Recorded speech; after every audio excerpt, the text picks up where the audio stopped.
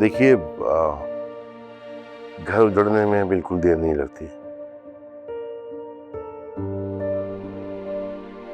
हो जाती हैं गलतियां, हमसे भी होगी, लेकिन हमें अपनी बहू का ख्याल है, सीरियस से मनाने के लिए आए।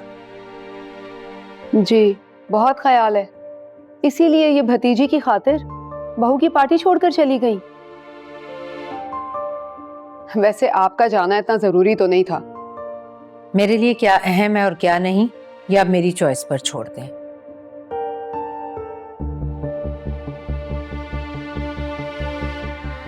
हम में से कोई भी अपने पर्सनल मामलात के लिए कम से कम आपके सामने जवाबदेह नहीं है। रही बात मेरी, तो मेरे होने ना होने से क्या फर्क पड़ता है। बर्थडे पार्टी थी, कौन सा किसी की बारात लेकर गए थे।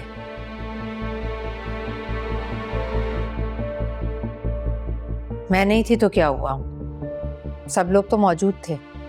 सब थे, लेकिन उन सब में आप नहीं थी। मेरा सारा सोशल सर्कल आपके बारे में पूछ रहा था। सब यही कह रहे थे कि समधन से मिलवाएं। बहुत एम्बैरेसमेंट हुई मुझे। इंशाल्लाह मिलने मिलाने के और बहुत सारे मौके आएंगे, लेकिन मेरी गैर मौजूदगी को जवाज बनाकर और रुश्मा को इस तरह से आपके साथ चले आना मेरी कुछ समझ में नहीं आया। चले, और रुश्मा तो ना समझ है, आपको तो समझदारी से काम लेना चाहिए था। आंटी, आपको क्या लगता है इतनी इंसल्ट होने के बाद भी मैं वहां रहती? तुम्हारी इंसल्ट कहां से हो गई रुश्मा? मैं तो नूर के अचानक से गायब हो जाने की वजह से परेशान हो गई थी। जो लड़की खुद घर छोड़ के भागी है, आप उसके लिए परेशान हो गई? भागी नहीं थी वो, तुम्हारे सुलूक की वजह से घर छोड़ने पर मजबूर हो गई थी। तुमने बताया नहीं अपनी माँ को कि इसने अपने ससुराल के घर में पहली सुबह घर के फर्द को थप्पड़ मारने से की थी। Mom please please. Anju please, हम यहाँ पे रुश्मा को मनाने के लिए आए हैं, मना के घर ले जाने के लिए आए हैं, सो प्लीज।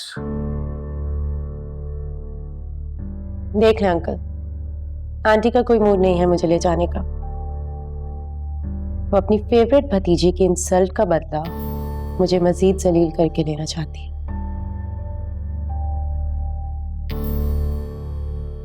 Excuse me.